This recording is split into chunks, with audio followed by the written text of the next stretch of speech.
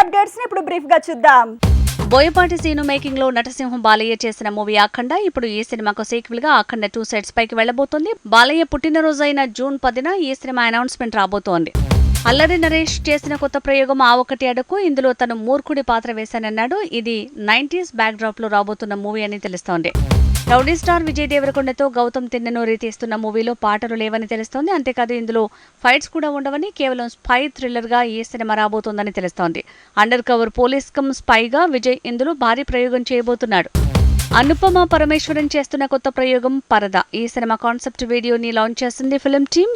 Samantha, Raj and DK చేతుల మీదుగా ఈ కాన్సెప్ట్ వీడియో లాంచ్ అయింది. శేఖర్ కమల డైరెక్షన్ లో ధనుష్ చేస్తున్న సినిమా కుబేరా. ఈ మూవీ తాలూకు ముంబై షెడ్యూల్ మొదలైంది. ఆ తర్వాత గోవా షెడ్యూల్ ని 20 రోజులు ప్లాన్ చేసిందట cinema team. Tamannaah lead role లో ప్లాన్ చేసిన మూవీ ఓదెలా 2. ఓదెలాకి సీక్వెల్ గా తెరకెక్కుతున్న ఈ ప్రాజెక్టు తాలూకు అప్డేట్ వచ్చింది. శివశక్తి తాలూకు అప్డేట్ అంటూ కొత్త కాన్సెప్ట్ ని రివీల్ చేసింది ఫిల్మ్ టీం.